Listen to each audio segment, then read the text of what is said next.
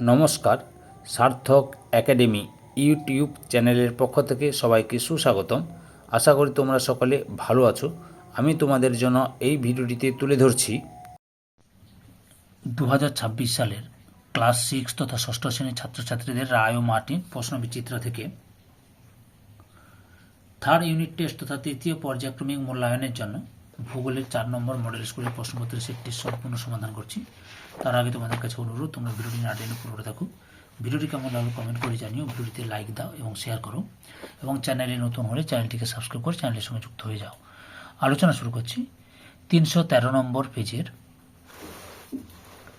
4 নম্বর model school Egra Swarnamoyee girls high school HS এই স্কুলের প্রশ্নপত্রের সেটটি সম্পূর্ণ সমাধান করছি। তোমরা পুরো ভিডিওটি লক্ষ্য করো।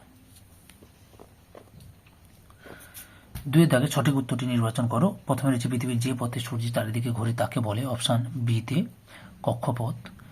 2 নম্বরে নিরক্ষরেখার সমান্তরালে পূর্ব পশ্চিমে অঙ্কিত কাল্পনিক রেখাগুলি হল, অপশান এতে অক্ষরেখা। 3 নম্বরে পৃথিবীর আবর্তন বেগ সবচেয়ে বেশি, অপশান এতে নিরক্ষরেখায়। 4 নম্বরে দ্রাঘিমার সঙ্গে পরিবর্তন ঘটে, অপশান সিতে স্থানীয় সময়ের। 5 নম্বরে যে পদ্ধতিতে আগত সৌররশ্মি ভূপৃষ্ঠকে উত্তপ্ত করে তা হল, অপশান বিতে বিকিরণ।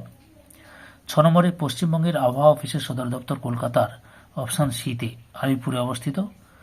7 নম্বরে বায়ু দূষণের সহায়ক নয়, অপশান সিতে ক্লোরোফ্লোরোকার্বন। 8 নম্বরে বায়ু দূষণের ফলে, অপশান বিতে শ্বাসকষ্ট হয়। 9 নম্বরে ব্যস্ত রাস্তায় যানবাহনের শব্দের তীব্রতা, অপশান সিতে 70 ডেসিবেল। 10 নম্বরে ভারতের মরুভূমি যে রাজ্যে অবস্থিত তার নাম, অপশান ডিতে রাজস্থান।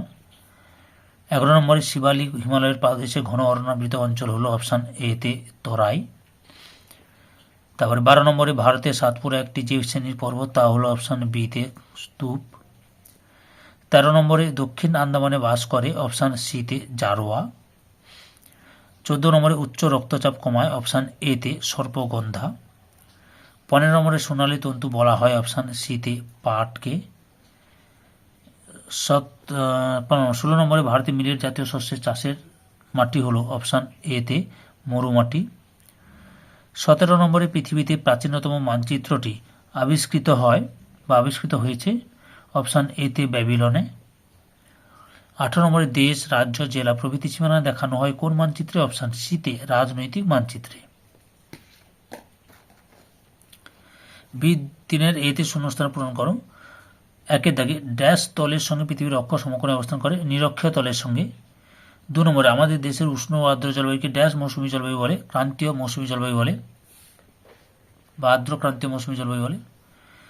3 নম্বরে সৌরশক্তি, বায়ুশক্তি, জলঘটা শক্তি প্রভৃতি শক্তির ব্যবহার বাড়লে বায়ু দূষণ কম হবে, অপ্রচলিত বা অচরিত শক্তির ব্যবহার বাড়ালে।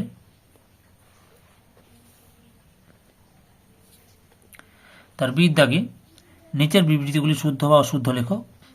প্রথমে হচ্ছে দুপুর 12টার পর থেকে রাত 12টা পর্যন্ত সময়কে এএম বলে, অশুদ্ধ, পিএম বলে।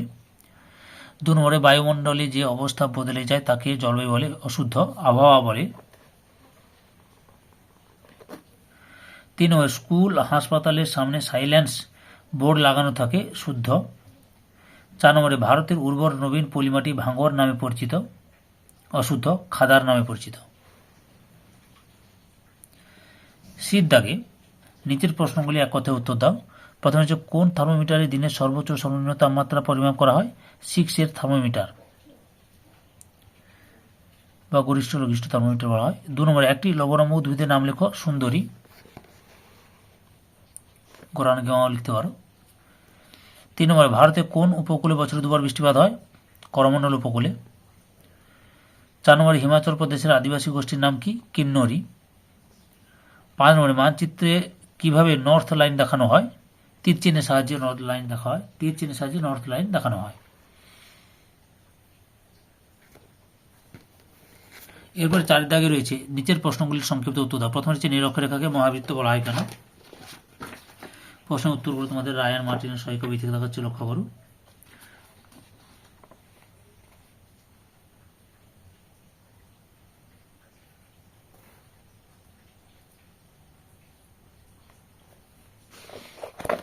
উত্তরটি দেখো, এখান থেকে শুরু করে এত পর্যন্ত লিখবে।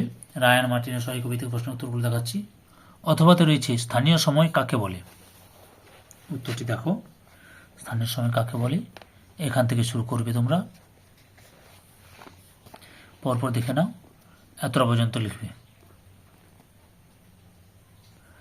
2 নম্বরে লক্ষ্য করো শহরের শব্দ দূষণের উৎস কী কী।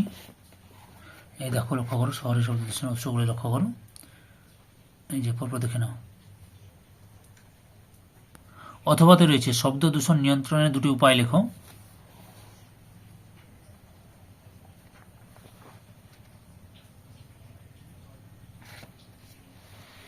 এই যে শব্দ দূষণ নিয়ন্ত্রণের উপায়গুলি লক্ষ্য করো, এই যে কোনো 2টি বলছে, 2টি লিখে নেবে, এই 2টো লিখে নেবে। আরও দেখাবো, আচ্ছা দেখাচ্ছি, দেখে নাও, পরপর দেখে নাও। সবগুলো উপায় দেখিয়ে দিচ্ছি, তার মধ্যে যে কোনো 2টো তোমরা লিখবে। 3 নম্বরে রয়েছে লু ও আঁধি কি। লক্ষ্য করো, লু কাকে বলে, শুধু সংজ্ঞাটা দেবে, যেহেতু লু আঁধি 2টো একসঙ্গে দেওয়া আছে, এখান থেকে এতটা লিখবে, লু কাকে বলে আর আঁধি কাকে বলে। লক্ষ্য করো, এই যে আঁধি কাকে বলে, এখান থেকে শুরু করে এতটা লিখবে। অথবা রয়েছে চরম ভাবাপন্ন জলবায়ু কাকে বলে।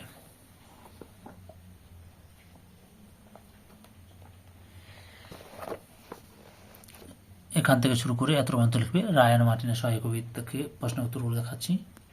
4 নম্বরে দেখো, ভারতের বৃহত্তম আদিবাসী গোষ্ঠীর নাম কি। গুন্ড। এরা কোথায় বাস করে, মধ্যপ্রদেশ, ছত্তিশগড়ে বসবাস করে। 5 দাগে লক্ষ্য করো, নিচের যে কোনো 4টি প্রশ্নের উত্তর দাও। প্রথমে রয়েছে অক্ষরেখা ও দ্রাঘিমা রেখার মধ্যে 3টি পার্থক্য লেখো।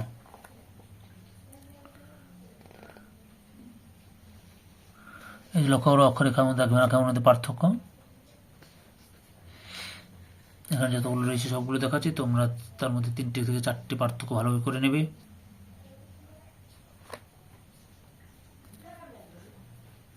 2 নম্বরে রয়েছে আন্তর্জাতিক তারিরেখা কি। আচ্ছা, আন্তর্জাতিক তারিরেখা কি, এখানে কাকে বলে, এখানটায় লক্ষ্য করো, সংজ্ঞাটা এখান থেকে শুরু করে এত পর্যন্ত লিখবে, বুঝতে পেরেছ। তারপর কি রয়েছে, এটি বাঁকিয়ে টানা হয়েছে কেন, কারণটা লক্ষ্য করো, যে বাঁকিয়ে টানা হয়েছে কারণটা এখান থেকে শুরু করবে, পরপর দেখে নাও, এতটা পর্যন্ত লিখবে।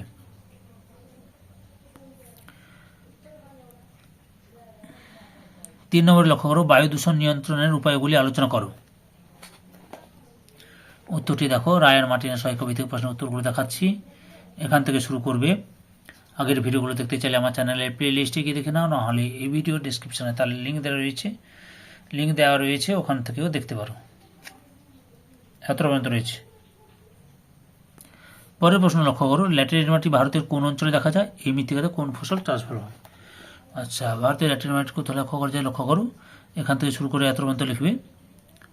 এবার এই মাটিতে কি চাষ ভালো হয় দেখাচ্ছি, লক্ষ্য করো, এই যে এই মাটিতে কী কী চাষ ভালো হয়, যে কাজু বাদাম, চীনাবাদাম, ধান, জোয়ার, বাজরা, রাগি চাষ করা হয়। 5 দাগে রয়েছে পৃথিবীর প্রাচীনতম মানচিত্রটি কবে, কোথায়, কিসের উপর আঁকা হয়েছিল। লক্ষ্য করো, পৃথিবীর প্রাচীনতম মানচিত্রটি কবে না, খ্রিস্ট জন্মের 2500 বছর আগে ব্যাবিলনে কাদা পাথরের উপর আঁকা হয়েছিল। 6 দাগে নিচের প্রশ্নগুলির উত্তর লেখো। প্রথমে রয়েছে পৃথিবীর তাপমণ্ডলকে কটি ভাগে ভাগ করা হয়েছে এবং কি কি, ভাগগুলি চিত্রসহ বর্ণনা করো।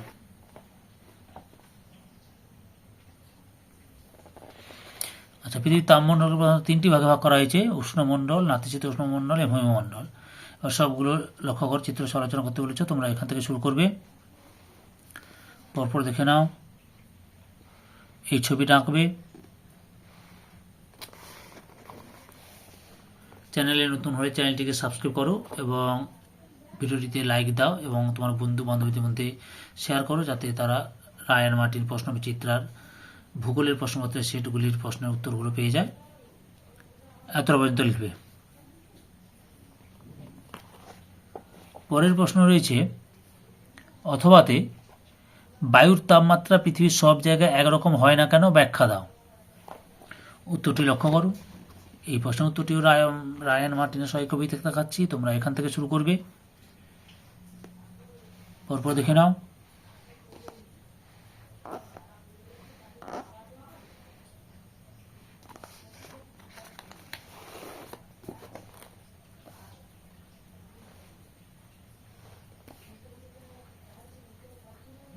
এত পর্যন্ত লিখবে। 2 নম্বরে রয়েছে ভারতের ক্রান্তীয় চিরসবুজ অরণ্যের দুটি বৈশিষ্ট্য লেখো। আচ্ছা, বৈশিষ্ট্যগুলো দেখে নাও। ভারতের ক্রান্তীয় চিরসবুজ অরণ্যের বৈশিষ্ট্য, এই যে এখান থেকে এত পর্যন্ত রয়েছে, এর মধ্যে যে কোনো দুটি বা তিনটি ভাবে পড়ে নেবে। আর যেহেতু প্রশ্নে দুটি লিখতে বলছে, তোমরা দুটি লিখবে। পরের প্রশ্ন রয়েছে অরণ্য সংরক্ষণের উপায়গুলি লেখো। উত্তরটি দেখো, অরণ্য সংরক্ষণের উপায়গুলি তোমরা এখান থেকে শুরু করবে।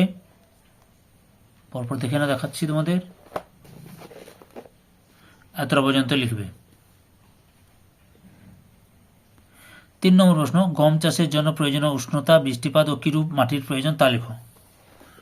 আচ্ছা, গম চাষের জন্য অনুকূল উষ্ণতা, বৃষ্টিপাত লক্ষ্য করো।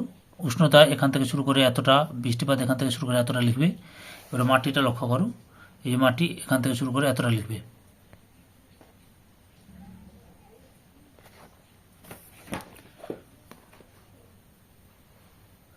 এরপরে দেখো, ভারতের দুটি আখ উৎপাদক রাজ্যের নাম লেখো। উত্তরপ্রদেশ ও বিহার, এছাড়া পাঞ্জাব, হরিয়ানা লিখতে পারো। ধৈর্য সহকারে সম্পূর্ণ ভিডিওটি দেখার জন্য তোমাদের সবাইকে অসংখ্য অসংখ্য ধন্যবাদ। আজকে এই পর্যন্ত, পরবর্তী ভিডিওতে আবার দেখা হবে। Tata, bye bye.